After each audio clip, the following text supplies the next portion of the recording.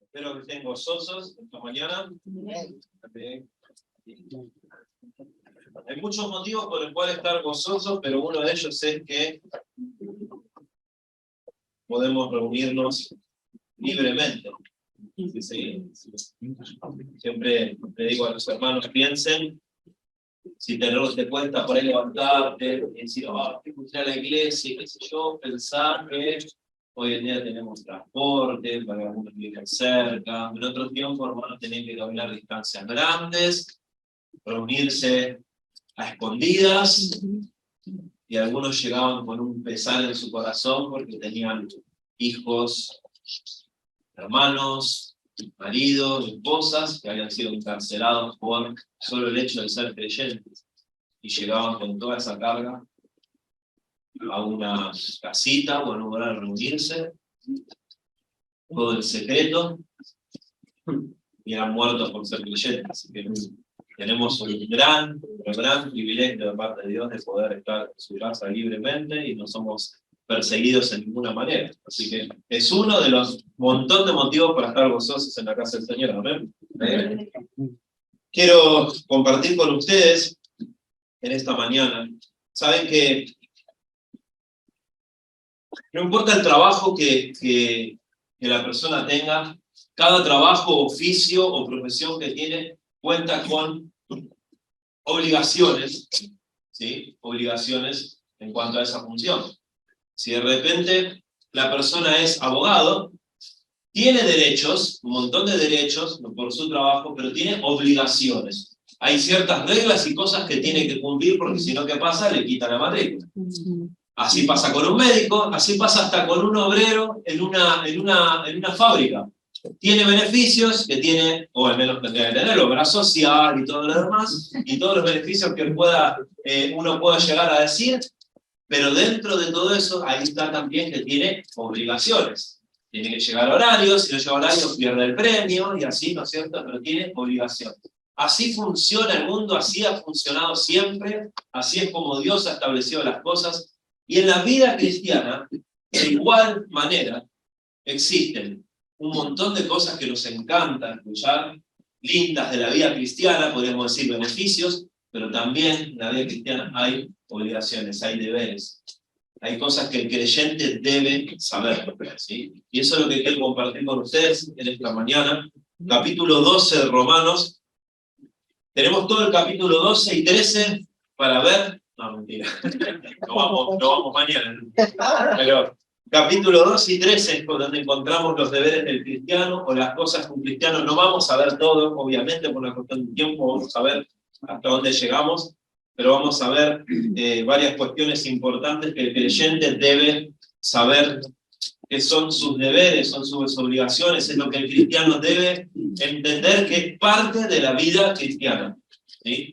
Porque a todos nos gusta escuchar de las bendiciones de Dios, y está lleno de estos mensajes, ¿no es cierto?, de por ahí otras iglesias que lo único que hacen es decir al creyente todo lo bueno que Dios puede hacer por él, pero nunca le dicen qué es lo que él tiene que hacer por ese Dios tan generoso y misericordioso, ¿no? Que la vida cristiana es solamente sentarse a recibir las bendiciones de Dios sin que el cristiano haga nada, y eso no es la vida cristiana, no funciona así. Las bendiciones vienen a través de la obediencia, ¿sí? Siempre es así.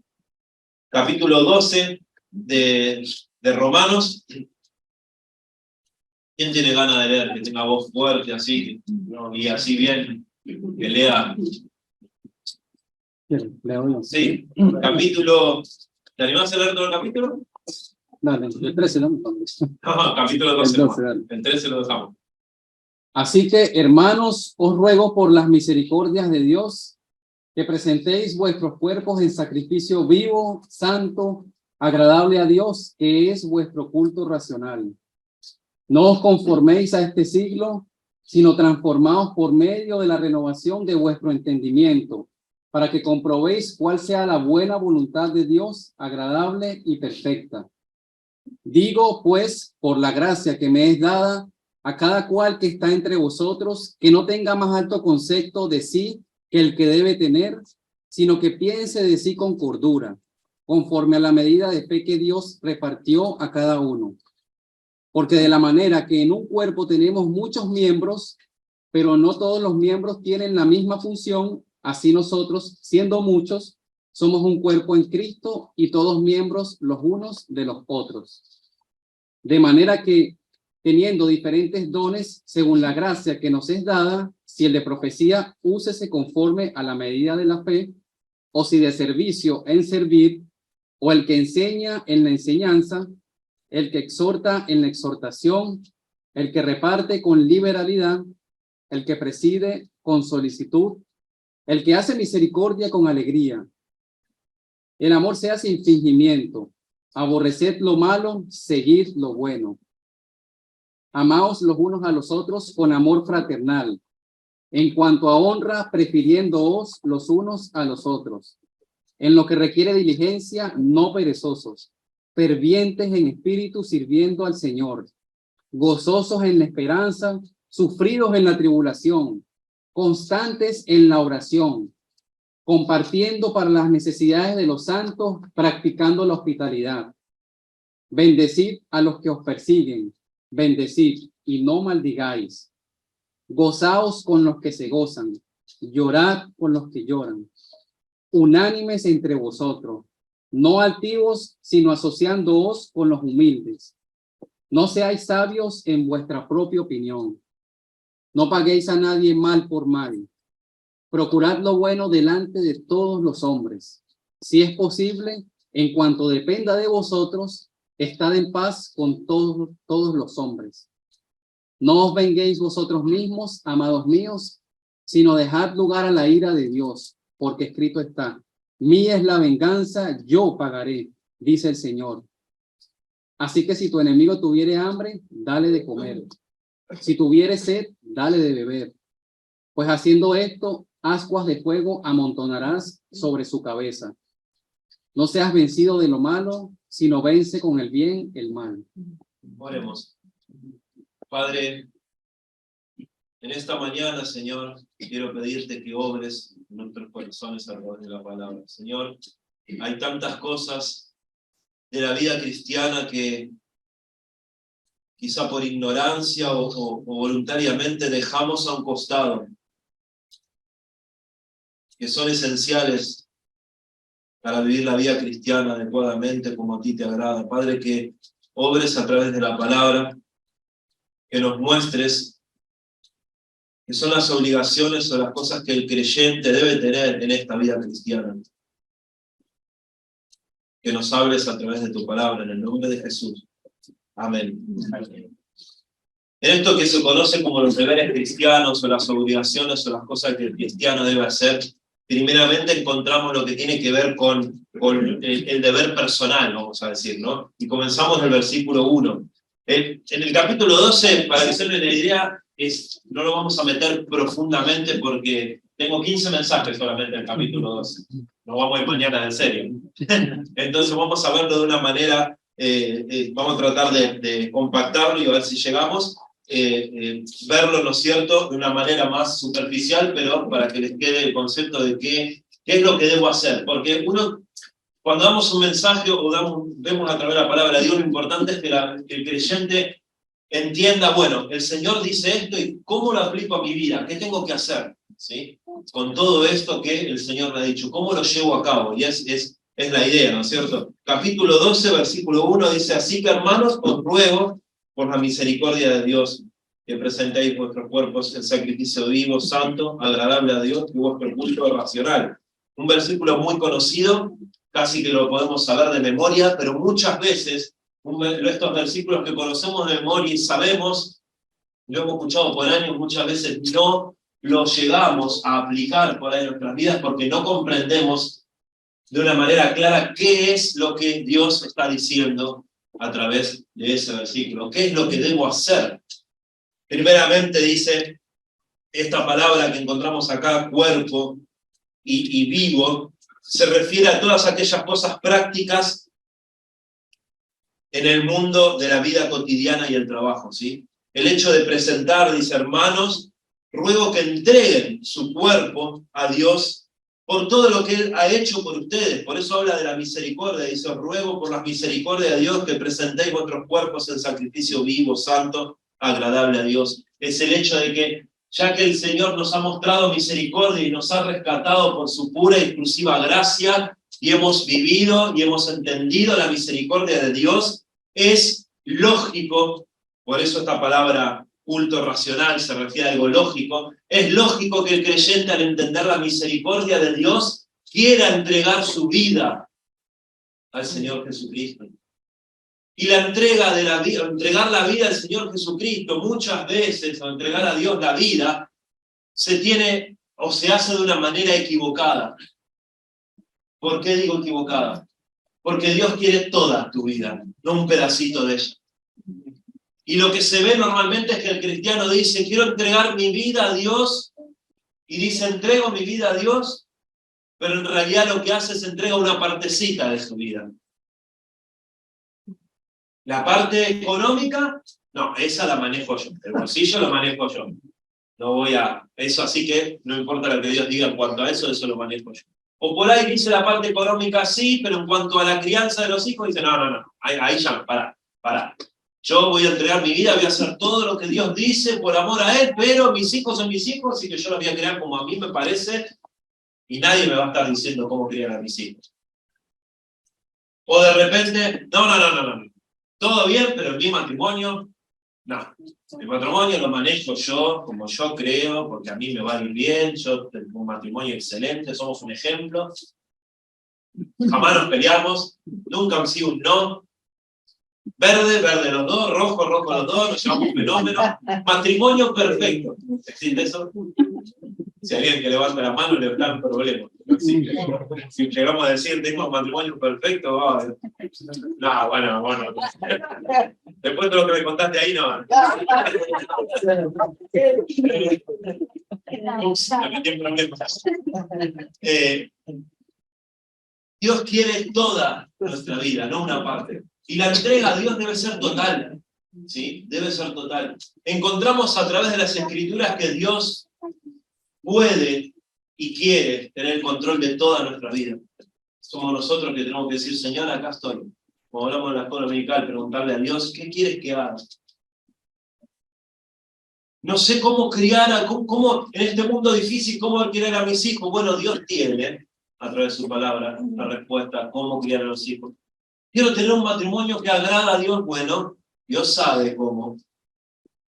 Pero para poder tener una vida entregada a Dios, hace falta una cuestión fundamental. Dejar a un costado el orgullo. El orgullo es lo que muchas veces no nos deja entregar nuestra vida a Dios. Porque somos orgullosos. Queremos hacer las cosas como nosotros queremos. Eso sí, cuando después nos metemos en problemas, ahí clamamos a Dios, ¿no? Dice, por la misericordia, debido a la gran misericordia que Él ha tenido en rescatarnos, es que el creyente entrega su vida al Señor Jesucristo, y esta es una acción lógica, a eso es lo que se refiere el culto racional.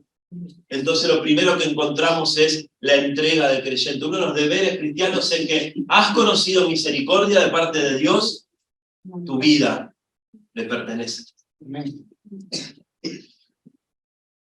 Y es parte de la vida cristiana, una de las obligaciones o deberes. Versículo 2 dice, no os conforméis a este siglo, y esto es tremendo, dice, sino transformaos por medio de la renovación de vuestro entendimiento, para que comprobéis cuál sea la buena voluntad de Dios, agradable y perfecta. El hecho de no conformarse a este siglo tiene la idea de no amoldarse a las cosas de este mundo. Los tiempos cambian, ¿se dan cuenta? Los tiempos cambian. Yo no soy una persona súper grande, tengo 42 años, pero yo puedo acordarme que cuando tenía 8 o 9 años, salíamos en verano, en enero o febrero, a la puerta de la casa, en la calle. Teníamos un hombre italiano que ya falleció en la cuadra, que sacaba como unas vallas y cortaba la calle.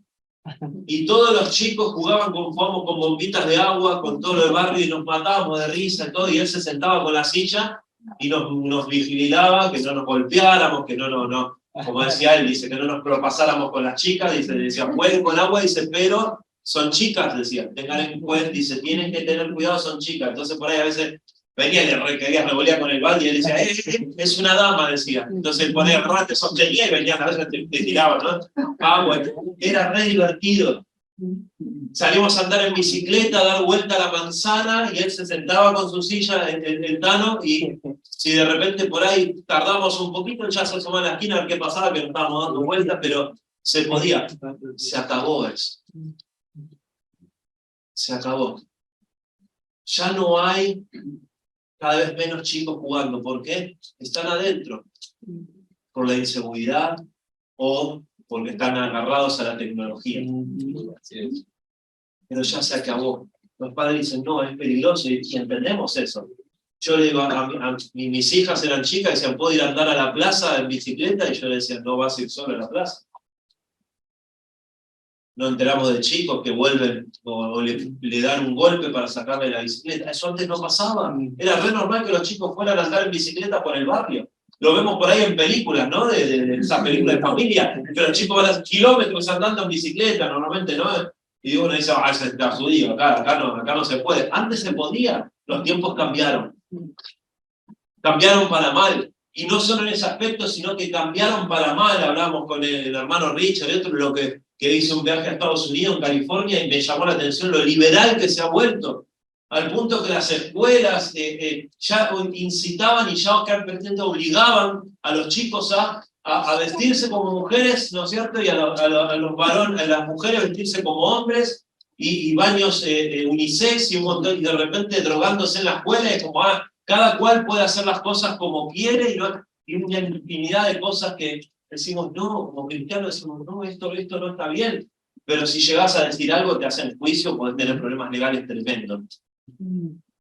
Pero yendo a eso son cosas extremas, pero vamos a lo más finito, lo más minucioso.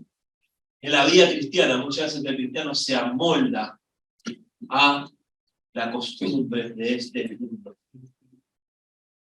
Y el llamado acá a uno de los deberes cristianos es de que las cosas cambian, el mundo cambia, pero la palabra de Dios no cambia. Dios sigue siendo el mismo. Dios sigue siendo el mismo desde el principio, desde que siempre fue, hasta ahora Dios sigue siendo el mismo. La palabra de Dios no cambia. Y es maravilloso que la palabra de Dios no cambie y que siga siendo lo mismo y siga teniendo una aplicación tremenda en nuestra vida, y pasan los años y sigue siendo la palabra de Dios. Pero el creyente muchas veces, ¿qué hace? No, bueno, como me dijo una vez, dice, antes uno recurría a la palabra de Dios, pero ahora hay cosas que la palabra de Dios no entiende, entonces mejor recurro al psicólogo. Y perdónenme, hermanos, si por ahí, yo sé que es un tema por ahí controversial y algunos dicen, no, yo no estoy de acuerdo con la psicología, por ahí si me toca otro día predicar les voy a traer por qué, la razón bíblica. Decir, no, mejor recurro a otro porque Dios, es decir que la palabra de Dios no es suficiente, y eso es grave para el cristiano. Decir que la palabra de Dios no es suficiente porque tenemos que toda la escritura es inspirada por Dios y útil para enseñar, para redarguir, para corregir, para instruir en justicia, a fin de que el hombre de Dios sea perfecto o maduro, enteramente preparado para toda buena obra. Tenemos la palabra profética más segura, leemos en Pedro. Entonces, decir que recurrimos a otra cosa porque la Biblia no lo menciona, no está, es decir que la palabra de Dios no es suficiente, que a Dios se le escapó algo de nuestras vidas y que el tiempo se comió a Dios. Y no es así. Es un horror doctrinal terrible. El cristiano debe no amoldarse a este mundo, sino realmente que todo el cristiano debe conocer de la palabra de Dios. Y esto es clave, para algunos no amoldarse, porque hay algunos que se amoldan a lo que es este mundo, quizás no voluntariamente al decir, no, voy a dejar un costado la palabra de Dios, sino por la pura ignorancia también. Adopta cosas de este mundo, conceptos, y no se da cuenta que son erróneos. Conceptos como psicología cristiana, conceptos como amarse a uno mismo, conceptos como esos que son, que lo podemos palpar en la facultad, que hay que estudiar en la facultad y mucha de la filosofía, ¿no es cierto? Y lo lleva a la vida cristiana y dice, y suenan, son palabras y cosas que suenan muy lindas, suenan bien, pero aquel creyente que conoce bien la palabra de Dios va a poder identificar que algo no está bien. y de esa manera no va a moldarse a las reglas y los parámetros de un mundo pecador. El cristiano tiene que basar su vida en los principios y fundamentos de la palabra de Dios, no en sus gustos, disgustos o en las modas. Una vez alguien dijo que en las iglesias el tema de la música, el tema de la vestimenta, ya no tengo problema, es un tema controversial. No hay tal controversia. La controversia existe entre cristianos que no han estudiado la palabra de Dios profundamente. Por estudiar profundamente la palabra de Dios, no existe tal controversia, porque Dios ha puesto en la palabra de Dios qué es lo correcto y qué no. No existe tal controversia. Somos nosotros que hacemos esos temas controversiales porque adoptamos formas, modas. Así nos han enseñado, así nos han dicho siempre. Como una vez fui a un viaje, les cuento que misionero, y fui a una iglesia, una buena iglesia, ¿no es cierto? Y terminó la reunión y salimos con la familia, ¿no es cierto? Y yo estaba así, me saqué la corbata, el saco, ¿no es cierto? Fuimos a comer y el pastor me dice: hermano, perdone que le diga, no, dice, pero somos bautistas fundamentales, independientes, dice, y no puede comer sin corbata. ¿Cómo le digo? No puede comer sin corbata. Nadie no entendía, ¿no? Dice, así nos han enseñado, así dice, somos bíblicos. No entiendo, hermano, le digo. Usted dice, le digo, ¿usted duerme con corbata? Y a mí dice, no, dice, pero delante de los demás, dice, uno tiene que mantener. Y él me decía, es bíblico, y yo dije, hermano, muéstremelo, porque yo no lo encuentro. Y me dice, así nos han enseñado, así lo hemos aprendido, dice, y como, ajá, así nos han enseñado, así lo hemos aprendido, y nunca nos pusimos a pensar si realmente, ojo, a mí me gusta la corbata, pero de ahí a llevarlo a que una persona no es bíblica porque no usa corbata, no, hermano. A mí me gusta. Y si hay un hermano que no tiene corbata, ¿cuál es el problema? Mi cuñado en su iglesia predica sin corbata. Para algunos será un hereje. Fui a predicar a Perú a un viaje misionero en la selva. Nadie tenía corbata en la selva, ni siquiera tenía ropa. Y me acuerdo de un hermano agarró y dice, porque tocaban la música con un zapallo, no sé qué era, con una cosa dentro y hacían así. Yo llevé mi guitarra, no cazaba una con la guitarra porque el ritmo era imposible, la tuve que guardar de vuelta. Y ellos hacían así, lavaban a Dios. ¿Qué vamos a hacer? ¿Subir al peque, una lancha, un piano y llevarlo? Porque el piano es lo bíblico.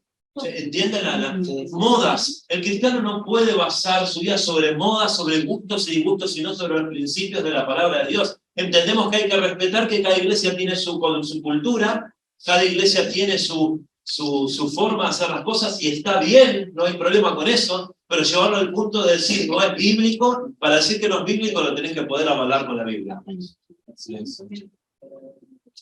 Si la Biblia no lo menciona, entonces es una preferencia. Y hay que respetar si otro tiene una preferencia diferente. He predicado en la iglesia donde el pastor me dice, no, pastor, acá dice, no usamos corbata. Perfecto, me saco la corbata y predico. Bueno, que se me van los poderes, ¿no? Pero algunos pastores piensan que se le van los poderes, ¿no? Entonces, dice, no os conforméis a este siglo, sino transformaos por medio de la renovación de vuestro entendimiento. ¿Para qué? Comprobéis cuál sea la buena voluntad de Dios, agradable y perfecta. Cuando el cristiano no se amolda a este mundo, y ahí va un poco con lo que hablamos una polémica, no se amolda a este mundo, sino se aferra a los principios de la palabra de Dios, es donde empieza a cumplirse la voluntad de Dios en su vida, la cual es agradable y es perfecta. Cuando nosotros hacemos las cosas como queremos, es donde nos salimos de la voluntad porque hacemos lo que queremos y Dios tiene otro plan para nosotros en la vida. El cristiano basa su vida en la palabra de Dios, por lo tanto se empieza a cumplir en su vida la voluntad de Dios y no la nuestra. ¿Y saben qué? No hay mejor lugar que están en la voluntad de Dios. Les puedo asegurar.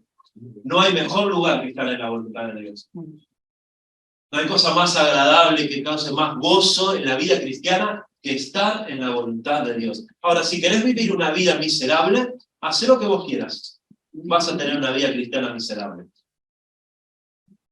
Es así. No es matemático.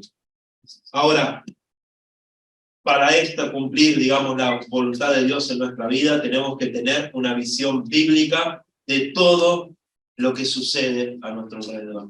Aquellas cosas malas que pasan, decir, el cristiano piensa y dice, ¿qué quiere decirme Dios a través de esto?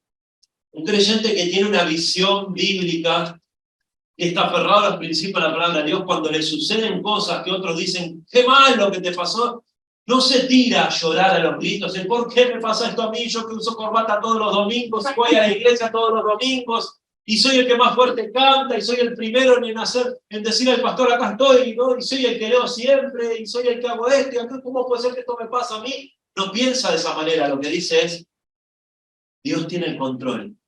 ¿Qué tengo que aprender a través de esto? Señor, enséñame a través de esto.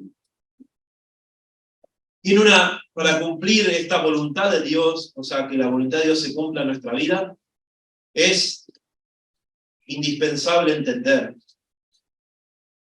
que la obediencia a Dios no es una obediencia parcial, debe ser una obediencia incondicional. Obedecer a Dios en las cosas que suceden, aunque no entendamos qué es lo que está pasando. Hay veces que no entendemos lo que sucede.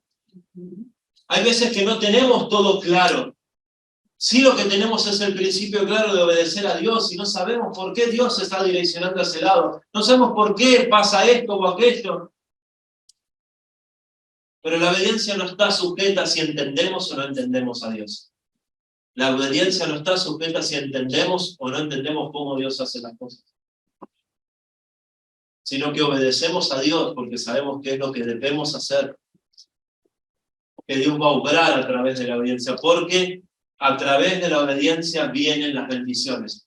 Nunca, jamás, y si les animo que si hay alguien que puede mostrarme bíblicamente, una vez dije eso y alguien levantó la mano, les voy a contar, si puede mostrarme bíblicamente que la desobediencia trae bendiciones a la vida, entonces cierro la Biblia, me voy, dejo el ministerio, no lo van a encontrar.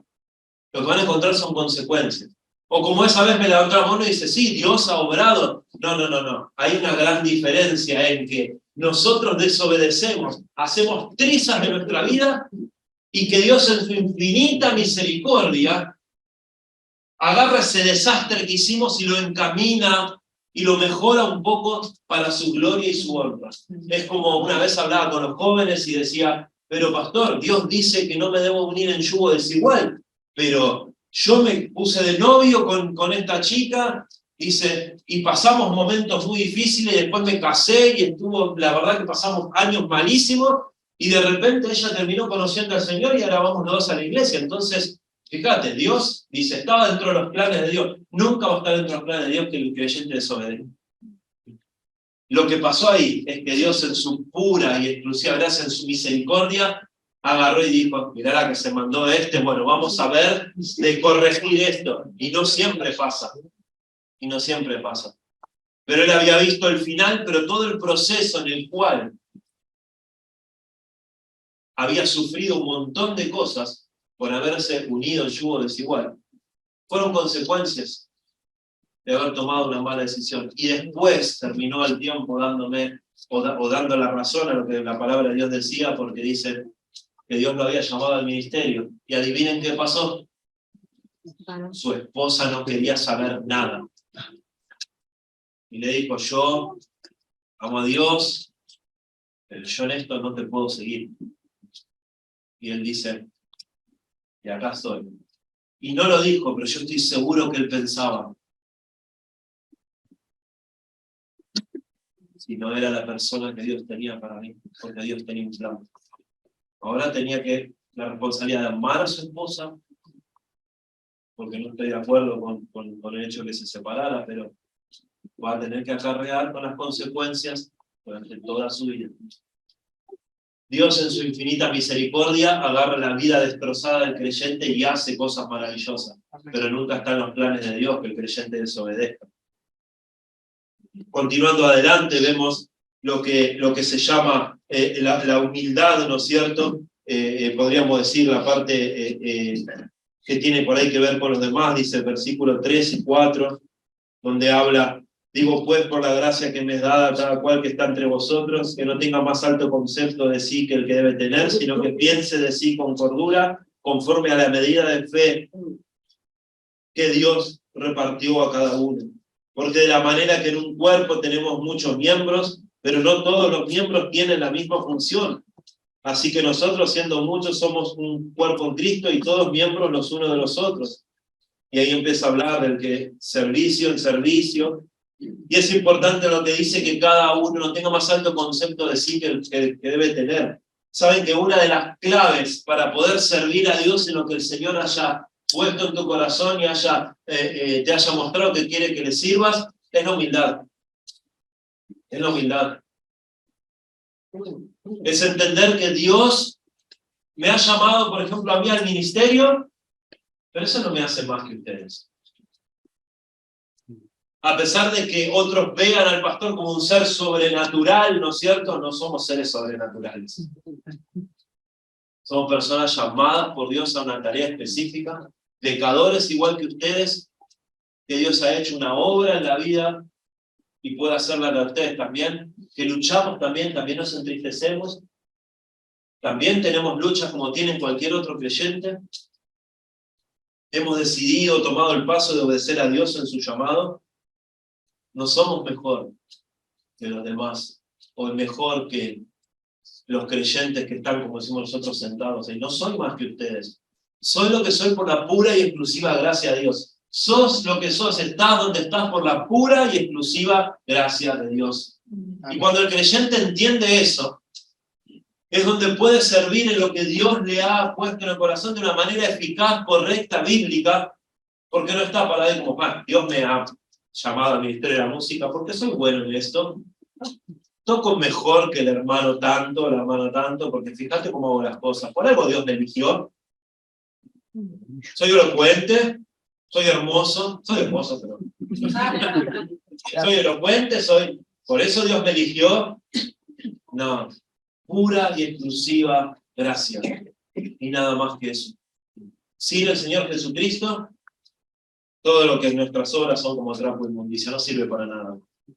Todo es pura y exclusiva gracia. Esta humildad es un requisito fundamental para poder servir a Dios adecuadamente, entendiendo de que cada cual va a servir en una manera diferente y no hay niveles de importancia.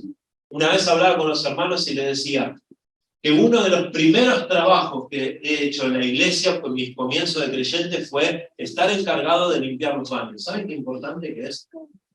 Que el hermano entre y no esté todo manchado, con un olor que no... ¿Alguna vez entraron a un baño de una estación de tren? No se puede entrar, ¿no? Imagínense que entran a la iglesia, al baño, y no se puede entrar del olor tremendo que hay. Y el hecho que entraran los hermanos, si hubiera perfumito, y estuviera limpio, es un gran servicio, es un buen servicio. Y no es menos importante que aquel que está enseñando en la escuela dominical. Son funciones diferentes. Son funciones diferentes. Pero claro, si el creyente no es humilde, no va a querer limpiar los baños, va a querer enseñar, estar donde es visto por todos. Un creyente que entiende esta cuestión, no le importa limpiar un baño o enseñar. Va a hacer lo que Dios quiere que haga y lo va a hacer con gozo. Lo va a hacer con gozo. Cuando tenemos el campamento de jóvenes o reuniones conjuntas de jóvenes, somos varios pastores organizando la reunión de jóvenes. Y un día me tocó predicar a mí y después estaban los demás sirviéndole jugo a los chicos, los pastores, y después no me tocó predicar a mí, yo estaba en el baño repasando los baños y y después tengo un campamento de familia con otras 2 iglesias, y viene uno y me dice, no, pastor, ¿qué hace? Está limpiando los baños, ¿cómo va a estar usted, pastor? No puede limpiar los baños. ¿Qué te dice que un pastor no puede limpiar los baños? ¿Querés ayudarme? Le digo, ¿pero qué problema hay? Dice, pero usted predicó ayer. Pues, ayer prediqué, hoy me toca limpiar los baños. ¿Cuál es el problema? Y se quedó sorprendido porque era como, pero no, pastor, dice, usted no puede, usted es un siervo de Dios. No, vení, sentate porque tenés un concepto equivocado, ¿no? Le digo, entonces le expliqué, le digo, no, porque él decía, el siervo de Dios no puede, dice. Dice, como que, pastor, dice, usted se está como degradando, dice, no vale estar. Digo, no, este muchacho no entiende nada de la vida cristiana, no, vení, le digo, te voy a explicar cómo es todo lo contrario, es todo lo contrario eso. Le digo, si uno cree que limpiar un baño, si no, pastor, te estás degradando, algo en el seminario se te escapó y no entendiste, ¿no? Algo se te escapó. Seguimos adelante, lo más rápida, dice, bueno, versículo 9 dice, el amor, otra de las responsabilidades del deber cristiano, el amor sea sin fingimiento, aborrecer lo malo, seguir lo bueno, amaos los unos a los otros con amor fraternal, en cuanto a honra, prefiriéndoos los unos a los otros. Habla de un amor sincero, entonces sin fingimiento, que es un amor sincero. Hay varias teorías en cuanto a la palabra sincero. ¿De dónde viene la palabra sincero? Una vez leí en un comentario y me llamó mucho la atención, y lo leí en varios lugares, y creo, por lo que he estudiado de la historia, que puede ser el lado original, digamos, de donde viene la palabra sincera. ¿Lo han escuchado alguna vez? ¿No? Dicen que en la antigüedad, ¿no es cierto?, hacían vasijas de barro, ¿no es cierto?, vasijas para poner agua y todo eso, y las vasijas por ahí se quebraban o se golpeaban. Entonces, ¿qué hacían? Las tapaban con cera, las pintaban nuevamente y las ponían a la venta. Después, cuando la persona la compraba, la llevaba y le ponía agua caliente, el coso después se empezaba a chorrear todo y ya está, engañado. ¿Viste? Capaz que sería algún argentino. Y lo engañaban, ¿no es cierto? Entonces muchas de las tiendas ponían y decían vasijas sin cera, sin engaño. No hay un truco acá, sin engaño. Genuino. Es llamativo. Entonces está hablando de un amor genuino. No es ese hermano que, hola hermano, qué bueno verte, y cuando la abraza dice, este hombre cae gordo, no, otra vez vino un amor genuino. Un amor genuino. Entonces dice que el amor sea genuino. Aborrecer lo malo, seguir lo bueno. Amaos los unos a los otros con amor fraternal en cuanto a honra, prefiriéndoos vos. Ese es el mandato, es de amarnos unos a otros, respetarnos y honrarnos mutuamente. El respeto, hermanos, es fundamental para el ejercicio del amor entre nosotros. ¿A qué nos referimos con respeto? No somos todos iguales. Las personas no pueden ser como vos querés que sean. Diferentes nacionalidades, diferentes gustos, diferentes. Cuando fui ahí a California, todos comían picoso, me decía, todos comían picante, todos mexicanos. Y yo le decía, no, coma, ande el hermano, coma. Me decía, no, me decía, no. Me dice, no es picoso. Aprendí que cuando un mexicano te dice que no es picoso, no le crees. Pero que para él no es picante, para nosotros tenés que salir corriendo a tomar algo porque te morís. En un momento le digo, no, le digo a Sara, a mi esposa, digo, el hermano dijo que no era picoso, dale, vos anda. Y en un momento yo le hablaba, la miro y estaba con los ojos llorosos y estaba. ¿No es cierto? Y digo, está muy picante, me dice, no lo comas. Y me decía, no, si no está picoso, ¿quiere ponerle de chile? Y me decía, no, gracias. Ellos le ponían 1 kilo de picante, yo no sé cómo no se morían, pero bueno, la cultura es diferente. Todos tenían picante y canela. No me gusta la canela, cualquier lado que iba a comprar algo, todo tenía canela. Diferente cultura. Y ellos no podían entender cómo nosotros no comíamos picante. Le ponían picante a la fruta, una banana y le ponían picante. Yo, no, decía yo. Diferentes culturas. Vamos a la casa del hermano y vemos que de repente su casa es diferente a la nuestra. En la nuestra, ¿no es cierto? Mis hijas, es una lucha, ¿no es cierto? Es como tenés que ir juntando las cosas del piso y parece que pasó un tornado. Y por ahí vas a la casa de otro hermano y tiene todo perfectamente ordenado, y viste unos muñequitos ahí colgando, y qué sé yo, y yo me ha pasado de llevar a mis hijas, eran chicas, y yo decía, no toquen nada, no toquen, porque veía que mis hijas tocaban y ahí iba la hermana atrás, ¿no es cierto?, acomodando las cosas, porque nos damos cuenta que era todo perfecto. Diferentes maneras de hacer las cosas, diferentes. Entonces el hecho de respetarnos unos a otros es entender, el hermano tiene su manera de hacer las cosas, mientras no sea algo que no sea bíblico, ¿no? Por supuesto. Su manera de hacer las cosas. ¿Qué problema hay? Respetarnos y honrarnos mutuamente. Dice, en lo que requiere diligencia, no perezosos, fervientes en espíritu, sirviendo al Señor, gozosos en la esperanza, sufridos o pacientes en la tribulación, constantes en la oración. Es el hecho de, uno de los deberes es alegrarse en la esperanza. ¿A qué nos referimos con alegrarnos en la esperanza? ¿Cuál es nuestra esperanza? La vida eterna, el Señor Jesucristo. Estar en la presencia. Estar en la presencia de Dios. No importa lo que pase en este mundo, no importa cuánto dolor venga a nuestra vida y cuántas batallas haya, el cristiano ve el mundo como un lugar pasajero. Estamos en este mundo, pero no somos de este mundo, y el cristiano ve más allá. Es por eso que Pablo y Silas, después de haber sido azotados ahí en Hechos, y haber sido encarcelados, dice que cantaban alabanzas a Dios de tal manera que los presos le oían.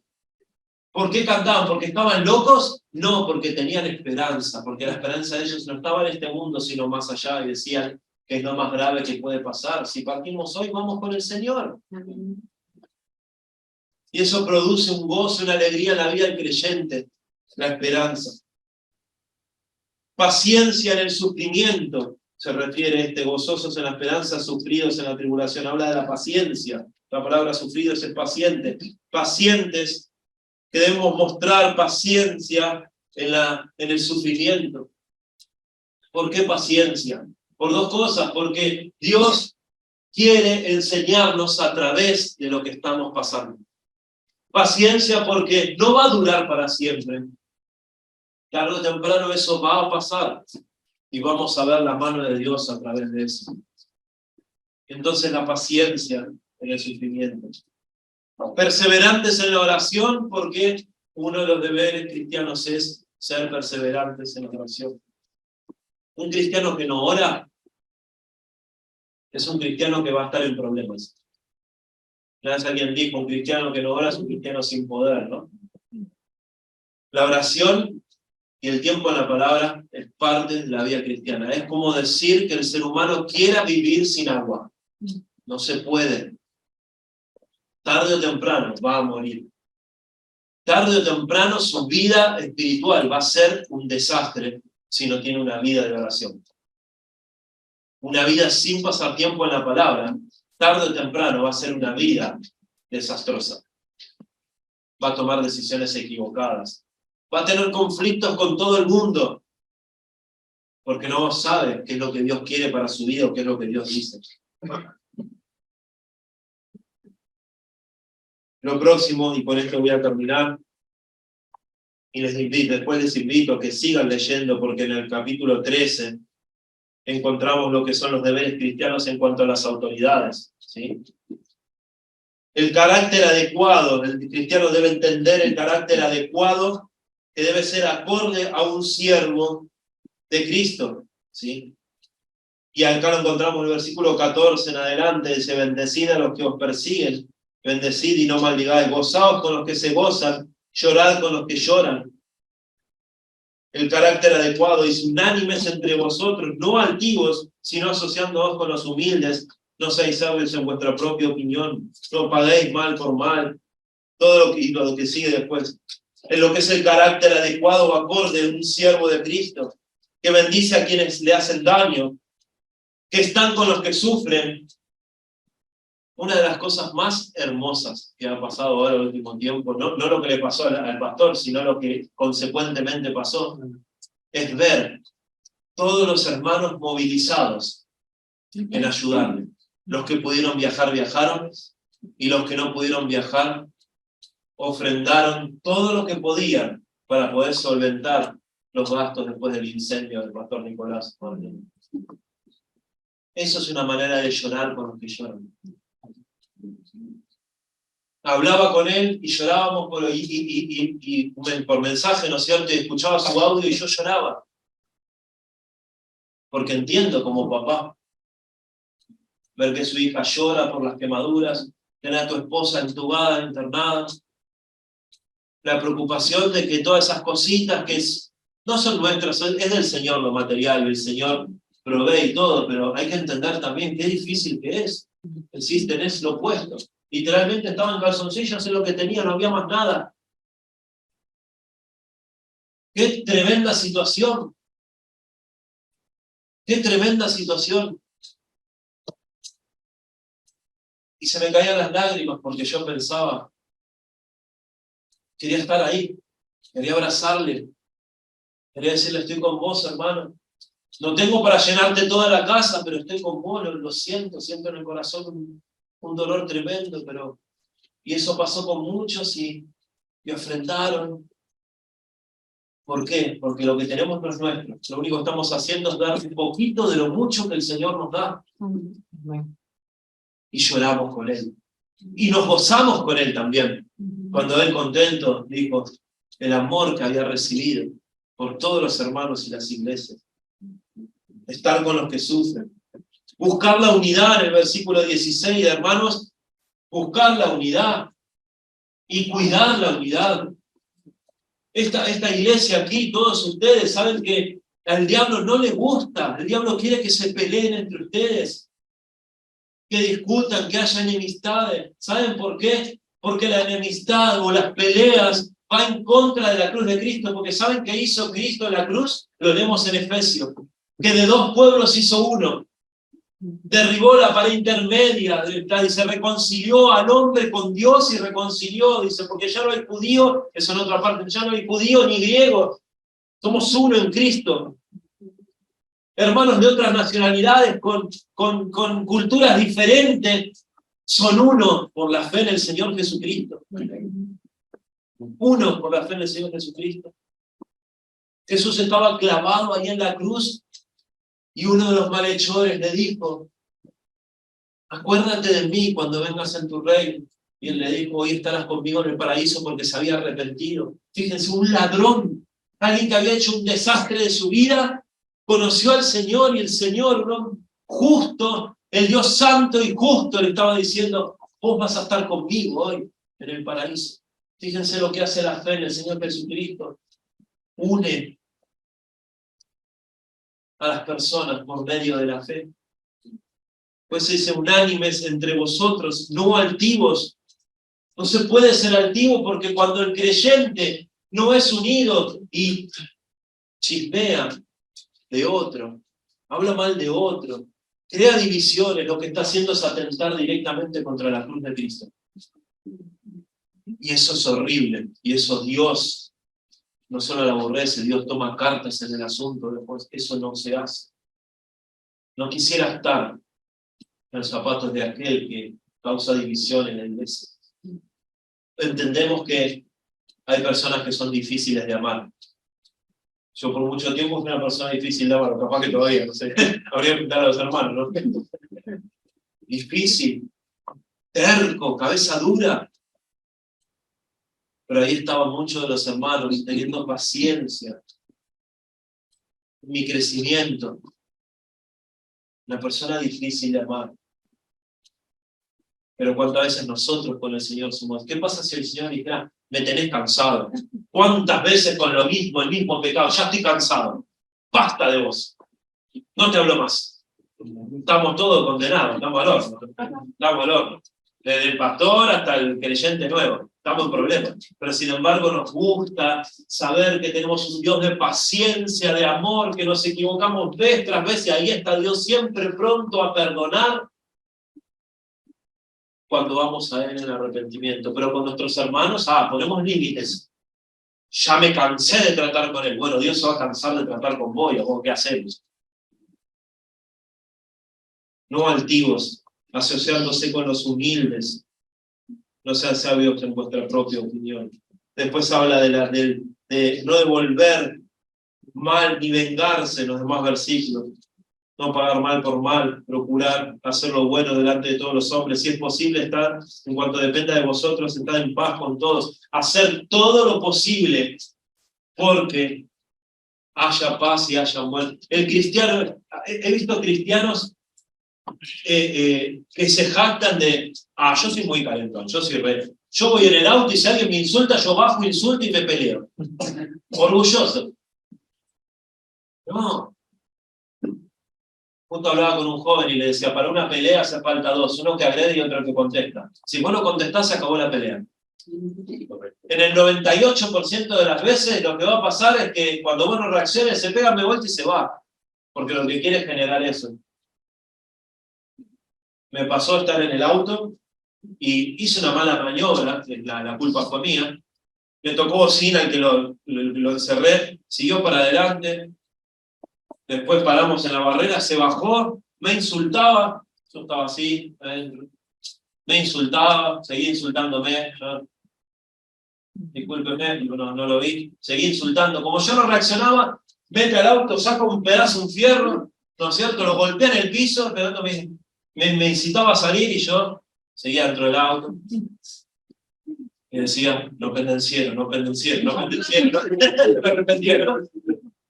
Y decía, y respiraba, y no contestaba. Y yo pensaba, el tipo pensaría, este. Entonces seguía y se acercaba cada vez más, y se acercaba cada vez más, volvió adentro, tiró el fierro y ya después sacó una especie de cuchillo machete que hacía, yo decía, ay Dios mío, decía por dentro, decía que no se acerque porque le voy a tener que encajar un tiro. Y decía, Dios mío, que no se acerque porque si me viene a clavar un cuchillo me voy a tener que enfrentar, decía, ¿no? Y lloraba y decía, y no, claro. Entonces lloraba, oraba y no pronunciaba palabra, se cansó, se metió adentro, arrancó y se fue. Y ahí terminó. Si dejaba que ganara el orgullo y me bajaba, eso hubiese sido un desastre. Eso hubiese sido un desastre. Pero claro, ¿qué quedó? Quedó como un cobarde. No interesa. El cristiano no piensa de esa manera. Mientras dependa de vosotros, estar en paz con todo. En el trabajo, en la escuela, que nuestras acciones hagan que haya paz en el lugar, no sembrar discordia. Si lo que estás haciendo genera una incomodidad a otro, no lo hagas. No lo hagas. Una vez en el trabajo, a mí no me gusta que tomen mate, pero todos son materos.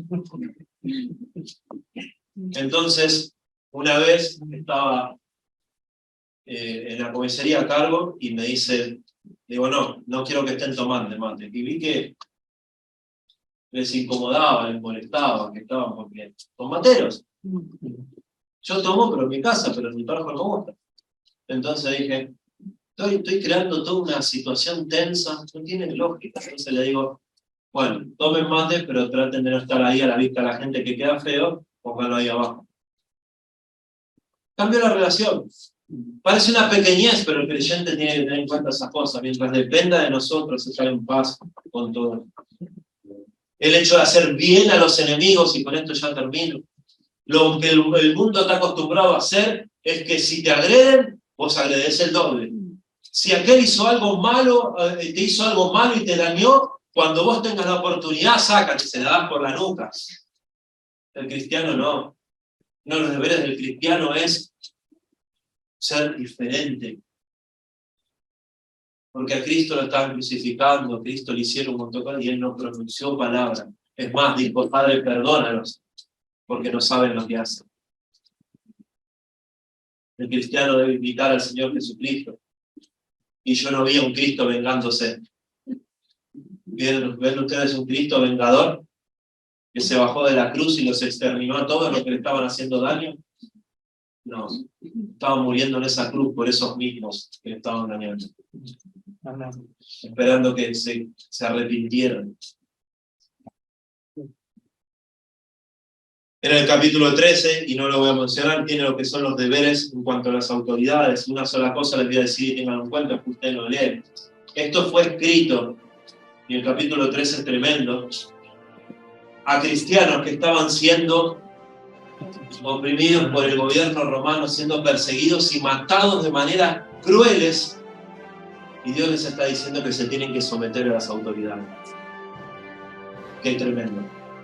Léanlo, es de gran bendición. Y si me toca a mí otro domingo, les hablo del capítulo 13. Vamos a tener una palabra de oración y terminamos. Padre amado, te amamos, te damos gracias por tu palabra y el desafío de ella. Padre, que nos ayudes a poder aplicar esto a nuestras vidas. Leerlo diariamente, Señor, pero aplicarlo, Señor, y entender que en la vida cristiana hay deberes, obligaciones, cosas que tienen que estar en la vida cristiana, para que otros puedan ver a través de nosotros al Señor Jesucristo y puedan realmente decir que somos hijos tuyos. Gracias por cada uno de los hermanos, en el nombre de Jesús. Amén.